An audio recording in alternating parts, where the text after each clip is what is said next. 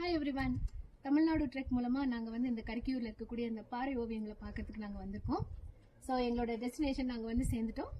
இங்கே பார்த்தீங்கன்னா கொஞ்சம் பக்கத்தில் வரலாம் பாருங்கள். இந்த பாறை ஓவியங்கள் 5000 வருஷத்துக்கு முன்பதாக வரையப்பட்ட பாறை ஓவியங்கள் இங்கே நீங்கள் பார்க்கலாம். இங்கே பாருங்கள்.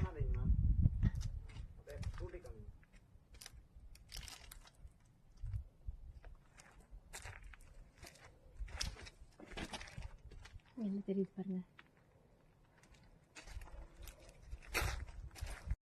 பாறை ஓவியங்களை நம்ம வந்து லைனை பார்த்துட்டே வந்துட்டு இருக்கோம்.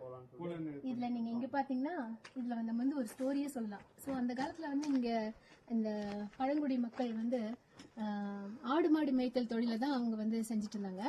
அப்படி வரும்போது அவங்க வந்து அந்த ஆடு மாடுங்களை மேய்க்க விட்டுட்டு அந்த பொழுதுபோக்குக்காக உட்கார்ந்த டைம்ல தான் இந்த ஓவியங்களை வந்து அவங்க வரைஞ்சிருக்காங்க. இதுல பாருங்க, விலங்கு அந்த ஒரு மாடு மாதிரி தான் தெரியுது. பிளஸ் இந்த அதை வேட்டையாடுற மாதிரியான ஒரு ஈவெண்ட் அதில் வந்து நமக்கு தெரியுது தெளிவா. இங்கே பாருங்க, அவங்க வளர்த்த ஒரு கால்நடையோட வடிவம் இங்கே தெரியுது.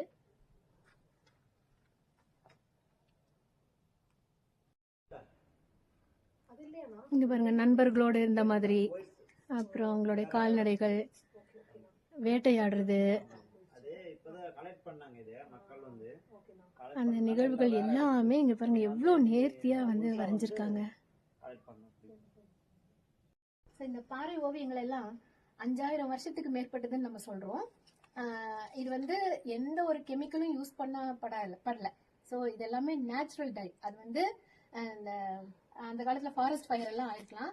அப்ப அனிமல்ஸ் எல்லாம் அந்த ஃபாரஸ்ட் ஃபயர்ல மாட்டி அது இறந்துருக்கலாம். ஸோ அந்த இறந்து போன அந்த மிருகத்துல இருந்து வெளியே வரக்கூடிய அந்த கொழுப்புங்களை எடுத்து அவங்க என்ன பண்ணிருக்காங்க, இங்க கிடைக்கக்கூடிய இந்த ஸ்டோன்ஸ் எல்லாம் பாத்தீங்கன்னா இது நல்ல சுண்ணாம்பு தன்மை வாய்ந்தது. ஸோ அந்த சுண்ணாம்பு பிளஸ் இந்த மண்ணு, அப்புறம் இந்த தாவரங்கள்ல இருந்து கிடைக்கக்கூடிய அந்த பிசின், அப்புறம் இந்த இலை சாறு, பூக்களுடைய சாறு, இதெல்லாம் வச்சுதான் என்ன பண்ணிருக்காங்க இந்த பாறை ஓவியங்களை வந்து, அதுவும் எவ்வளவு நேர்த்தியா பண்ணிருக்காங்கன்னா, இந்த மழை தண்ணி படாத அளவுக்கு அது வந்து பாறைக்கு அடிப்பக்கமா இருக்கு, உள்பக்கமா இருக்கு. ஸோ இங்க வந்து மழை தண்ணி படாது. அதனால இந்த பாறை ஓவியங்கள் வந்து இத்தனை வருஷ காலாயும் இது வந்து அழியாம இருக்கு. இது எதுக்காக வரையப்பட்டதுன்னு சொல்லி இதனுடைய நோக்கத்தை நம்ம பார்த்தோம். ஸோ இந்த பாறை ஓவியங்கள் வரையப்பட்டதுக்கு ஒரு நோக்கம் இருக்கும் இல்லையா? அப்போ அது என்னன்னு கேட்டீங்கன்னா, பெரும்பாலும் அந்த மக்கள் வந்து ஒன்று ஆடு மாடு வளர்க்குற தொழில் செஞ்சிருப்பாங்க, இல்லைன்னா வேட்டையாடுதல் தொழில் செஞ்சிருப்பாங்க, இல்லைன்னா தேன் சேகரிக்க வந்திருப்பாங்க. இங்க வந்து நிறைய தேன் கூடுகள் இன்னுமே இருக்கு. ஸோ பாறை தேன் சொல்லுவாங்க. ஸோ அந்த தொழிலெல்லாம் அவங்க செஞ்சிருப்பாங்க. அது பண்ண வந்த இடத்துலதான் அவங்க என்ன பண்ணிருக்காங்க, அந்த வேட்டையாடுற நிகழ்வையும், அந்த ஃப்ரெண்ட்ஸோட சேர்ந்து இருக்கக்கூடிய நிகழ்வையும், அப்புறம் ஆடு மாடு வளர்க்கறதுக்கான நிகழ்வையும், அது எல்லாத்தையும் வந்து இங்க வந்து ஒரு பொழுதுபோக்குக்காக இது வந்து வரைஞ்சிருக்காங்க.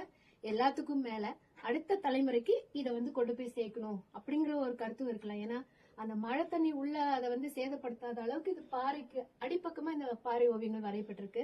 ஸோ இதெல்லாம் வந்து பாக்குறதுக்கு ரொம்ப அருமையா இருக்கு. இதை வந்து பாதுகாக்கப்பட வேண்டிய இடம். நான் ஒரு அரசு பள்ளி ஆசிரியை. இதை வந்து கண்டிப்பா என்னோட மாணவர்களுக்கும் நான் வந்து இதை பத்தி நான் இந்த விஷயங்களை கொண்டு போய் சேர்ப்பேன். நம்மளுடைய மாவட்டத்துக்கு